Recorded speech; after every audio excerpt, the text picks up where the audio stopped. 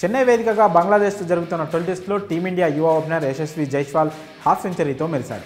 బంగ్లా బౌలర్ల దెబ్బకు విరాట్ కోహ్లీ, రోహిత్ శర్మ లాంటి స్టార్ ప్లేయర్లు పెవిలియన్ చేరుతుంటే జైస్వాల్ మాత్రం చూడముచ్చటైన షాట్లతో అలరించాడు. బంగ్లా బౌలర్లను ధీటుగా ఎదుర్కొంటూ ఆడినంతసేపు ఫోర్లతో అలరించాడు. ఇక ఈ మ్యాచ్లో 118 బంతుల్లో 9 ఫోర్లతో 56 పరుగులు చేశాడు. ఈ క్రమంలోనే అరుదైన ప్రపంచ రికార్డును జైస్వాల్ తన పేరిట సువర్ణాక్షరాలతో లిఖించుకున్నాడు. 147 ఏళ్ల టెస్ట్ క్రికెట్ చరిత్రలో ఓ బ్యాటర్ ఈ రికార్డు సాధించడం ఇదే తొలిసారి. ఇంతకీ ఆ రికార్డు ఏంటంటే, యశస్వి జైస్వాల్ టీమిండియాలోకి దూసుకొచ్చిన అతి తక్కువ సమయంలోనే 3 ఫార్మాట్స్లో తన ప్లేస్ను సుస్థిరం చేసుకున్నాడు. తనదైన ఆట తీరుతో టీమిండియా ఫ్యూచర్ స్టార్గా దిగ్గజాల నుంచి కితాబ్ అందుకుంటున్నాడు. ఇక ప్రస్తుతం బంగ్లాదేశ్తో జరుగుతున్న తొలి టెస్టులో విరాట్ కోహ్లీ, రోహిత్ శర్మ, కేఎల్ రాహుల్, శుభ్మన్ గిల్ లాంటి స్టార్ ప్లేయర్లు విఫలమైన చోటే హాఫ్ సెంచరీతో సత్తా చాటాడు.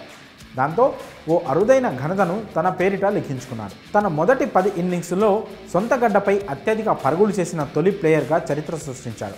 జైస్వాల్ స్వదేశంలో ఆడిన 10 ఇన్నింగ్స్లో 755 పరుగులు సాధించాడు. కాగా ఈ రికార్డు ఇప్పటి వరకు వెస్టిండీస్ క్రికెట్ దిగ్గజం జార్జ్ హెడ్లీ పేరిట ఉండేది. 1935లో హెడ్లీ విండీస్ గడ్డపై 747 పరుగులు చేశాడు.